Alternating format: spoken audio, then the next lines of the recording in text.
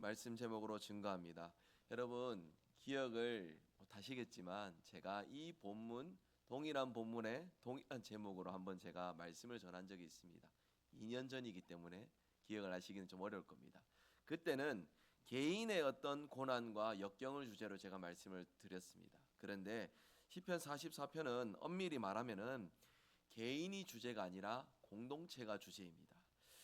개인의 관점에서 고난과 역경을 다루었다면 오늘은 저는 공동체가 함께 탄식하고 함께 기도하는 시편 44편의 원주제 속에서 우리 교회적으로 함께 기도할 주제, 교회적으로 함께 발견할 우리의 신앙의 제목들을 발견할 수 있는 이 시간이 되었으면 좋겠습니다.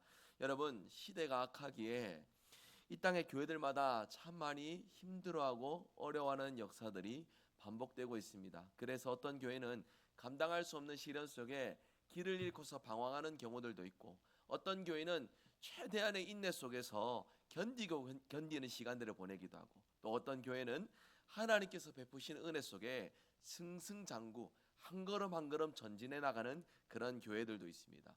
여러분, 질문 드려봅니다. 우리 교회는 어느 쪽에 속할 것 같으세요? 우리 교회는 어디에 있을 것 같습니까? 길을 잃었거나 견디고 있거나 승승장구하고 있거나 한 세 분류 중에서 우리 교회는 어느 쯤에 있는 것 같습니까? 빨리 말씀하셔야지. 그렇죠. 예, 믿음대로 될 줄 믿습니다. 네, 여러분, 이렇게 우리가 믿음으로 선포하고 우리가 또 그렇게 마음으로 새기기도 하지만 참 이게 쉽지 않은 주제임을 알아요. 그래서 교회들마다 이런저런 어떤 문제들 속에서 방황하거나 속상해하거나 낙심하는 그런 상황들이 참 많습니다. 저는 그런 중에 시편 44편 공동체의 애가, 공동체가 함께 기도하는 이 제목을 가지고서 오늘 우리가 발견할 주제를 좀 찾아가는 그런 시간들을 가져보고 싶어요. 오늘 말씀의 시인은요, 전쟁에서 앞서 싸울 뿐만이 아니라 백성들을 하나님의 말씀으로 통치하시는 우리의 왕이십니다 라고 고백을 하고 있습니다. 그런데 그렇게 전쟁에서 대비해 가지고 힘써 전쟁에 나가서 싸웠는데 결과가 어떤지 아세요? 패배했어요. 하나님께서 주시는 은혜와 긍휼로서 우리는 이길 수 있다 시작해서 전쟁터에 나가서 싸웠는데 보기 좋게 패배했는 상황입니다.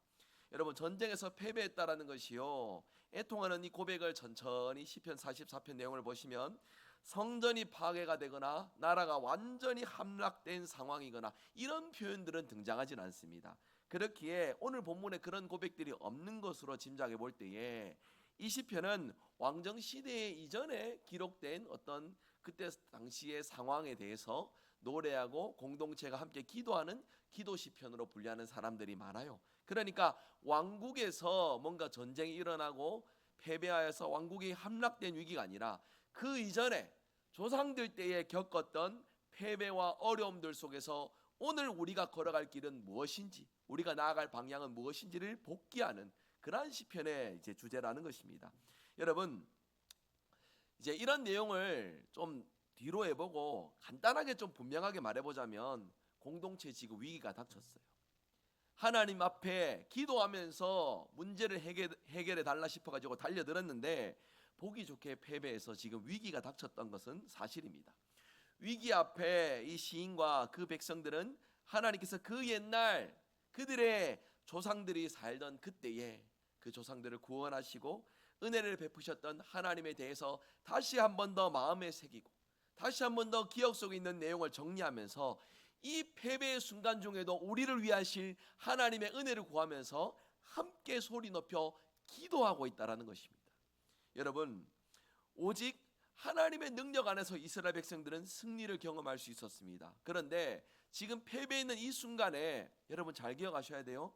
하나님을 멀리해서 패배했는 것이 아닙니다. 하나님의 그늘 아래 있음에도 지금 어려움을 겪고 있다라는 것입니다.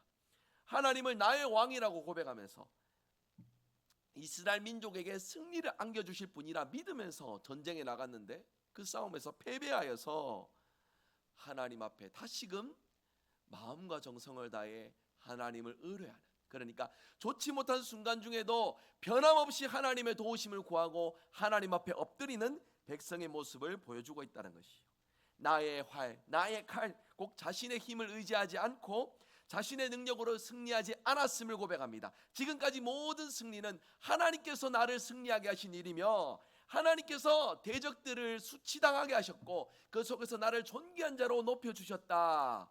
하나님 베푸신 구원으로 우리가 여기까지 왔다라고 그렇게 고백을 하고 있는 것이에요. 오늘 읽어야 될 본문의 내용, 이제 6절에서부터 19절의 본맥은요, 마치 그러한 패배의 순간 속에 하나님 앞에 버림받은 것은 아닌가 싶은 그러한 자조적인 목소리들이 가득 담겨 있습니다. 대적들에게 패배하고 도망하여 약탈을 당합니다. 비참과 치욕과 능욕을 겪습니다. 마치 이미 잡아먹히기로 예정된 양들처럼 대적에게 몰살당하고 포로로 끌려가고 열방에 흩어지는 그런 상황들을 겪습니다. 헐값에 하나님께서 마치 백성들을 팔아버리시는 것처럼 주변 국가들로부터 온갖 조롱과 모욕을 당하고 있는 그러한 처지, 온종일 모욕을 당하고 수치로 얼굴을 들 수 없는 그런 순간들, 도저히 견디기 어려운 마음에 하나님 앞에 탄식하고 기도하고 있는 것이 오늘 제가 정한 본문의 주된 내용입니다. 여러분, 이 내용 속에서 시인은요, 한 가지에 집중합니다. 무엇이냐면, 하나님, 왜 우리가 져야 했습니까? 왜 우리가 지게 됐습니까? 우리가 하나님 곁을 떠났습니까? 전쟁 준비를 소홀히 했습니까? 나름대로 최선을 다하지 않았습니까? 근데 왜 우리는 패배하였습니까? 하나님 앞에 목 놓아 외치고 있는 것이죠. 신명기 말씀을 보시면은요, 하나님의 백성들이 하나님의 계명을 버리고 하나님을 등돌리고 떠날 때에 하나님 앞에 징계를 받게 될 것이라고 기록되어 있습니다. 우리가 통상 하나님의 심판을 떠올려 보면 그 백성들이요, 하나님을 등지고 떠나섰거나 오전 설교 시간에처럼 목이 곧은 백성이 되어서 하나님 말씀을 청종하고 순종하지 않는 것에서 마땅히 받을 심판을 겪는 것으로서 우리가 보통 생각을 합니다. 그런데 오늘 이 말씀은 상황이 달라요. 하나님의 그늘 아래 있고 그들 역시도 하나님을 향한 전심으로 신뢰하고 의뢰하는 순간에도 이들은 원치 않는 패배와 어려움, 수치와 모욕을 겪게 되었습니다. 여러분, 이 백성은 틀림없이 하나님을 위해 헌신했던 백성들입니다.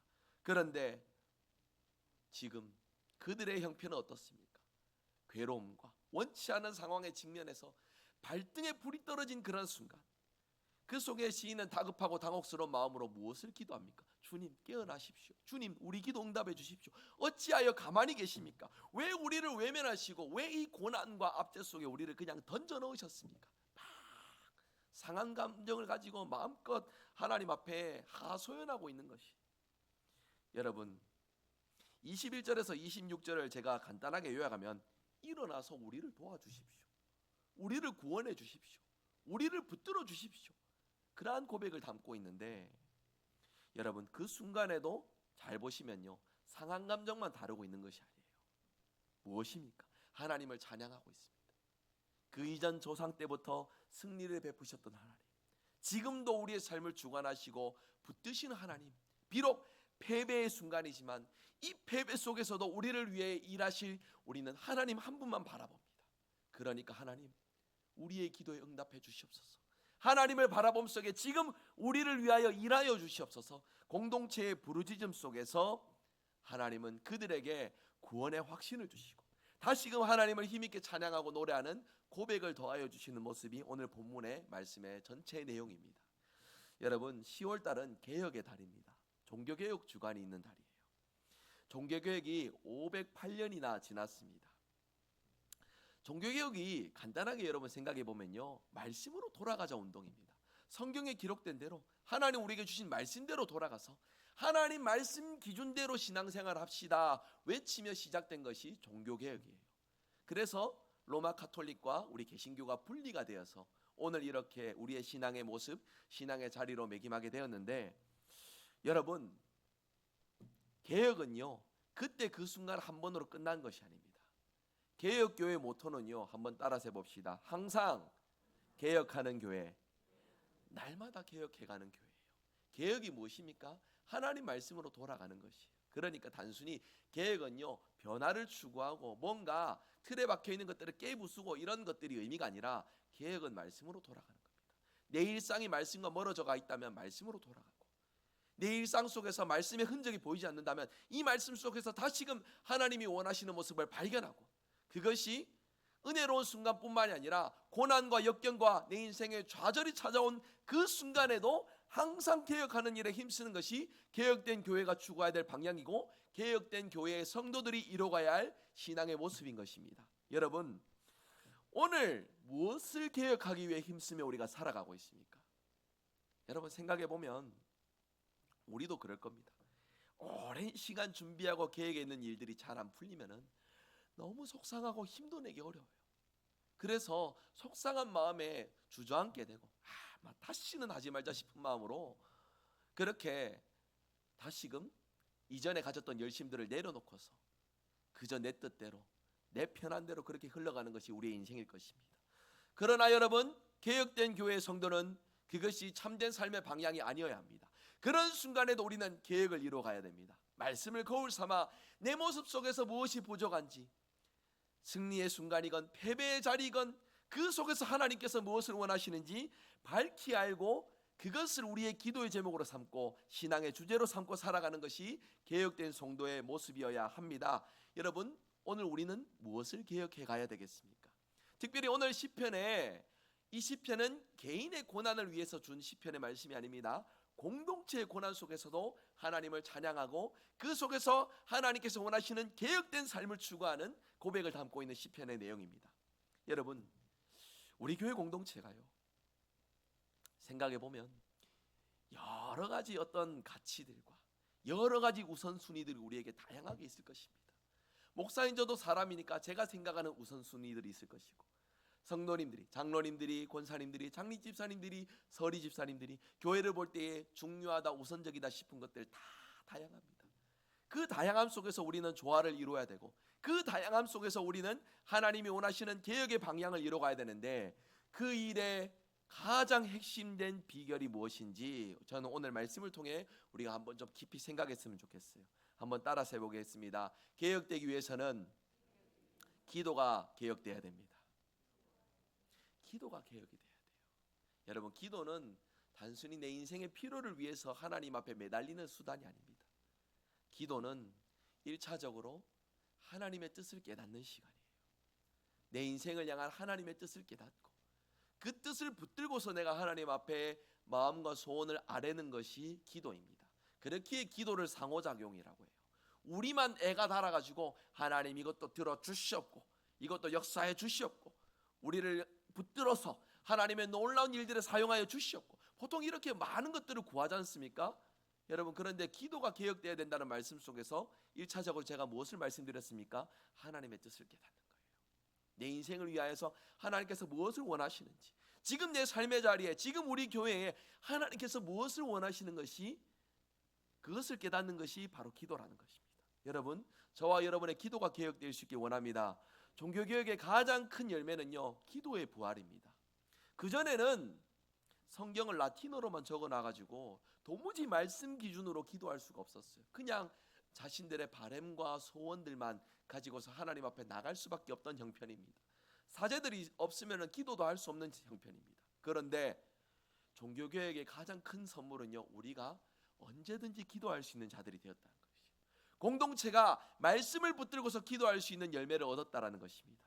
여러분, 그렇기에 저는 우리 대구성일교회가 말씀을 기준 삼아 기도하는 일에 같이 힘써간다면 우리의 상황이 좋든 우리의 상황에 힘이 들든 어떤 순간이든 우리 대구성일교회는 계속해서 개혁되어 가는 교회로 세워질 줄 믿습니다. 이 사실을 기억하시며 우리의 기도, 하나님의 뜻을 구하는 기도로서 내 자신을 향한, 공동체를 향한 하나님의 뜻을 발견해 가시는 저와 여러분 되시기를 주님의 이름으로 축복합니다. 말씀했습니다. 여러분, 지금까지 우리가 살아온 일에만 안주하는 것은 개혁된 신앙인, 개혁된 공동체가 걸어갈 신앙의 모습이 아닙니다. 열심으로 믿음으로 신실하게 살아가도 오늘 말씀에서처럼 우리는 넘어질 수 있어요. 고난과 역경을 겪을 수 있어요. 그러나 그런 중에 인생은 두 부류로 나뉩니다. 하나는 에라 모르겠다, 열심히 해봐야, 신실하게 살아봐야 뭐가 남느냐, 상처밖에 남는 것 아니냐, 그러면서 하나님 그늘 밖으로 나가는 일에 힘쓰는 부류이고, 또 하나는요, 그런 고난과 역경 중에도 하나님 앞에 머물러서 하나님의 뜻을 계속 구하면서 하나님의 긍휼과 은혜를 구하는 것. 인생은 두 부류입니다. 여러분, 우리는 어떤 부류에 속해야 되겠습니까? 어떤 길을 가야 되겠습니까? 저와 여러분은 어떤 모습입니까? 우리 교회는 오늘 어떤 모습에 자리매김하고 있습니까? 하나님의 은혜와 뜻을 구하시는 저와 여러분 되시길 바랍니다. 그래서 우리 인생에, 우리 교회에 찾아오는 모든 순간 속에서도 우리는 중심을 잃지 않고 하나님의 뜻을 구하는 것으로 승리와 패배, 그 어떤 순간에도 변치 않고 함께 하시는 하나님의 은혜 속에 날마다 승리하는 인생, 날마다 하나님 주시는 은혜로서 맡겨주신 사명을 잘 감당해가는 우리 교회, 우리 모든 성도들 되시기를 주 예수 그리스도의 이름으로 축복합니다.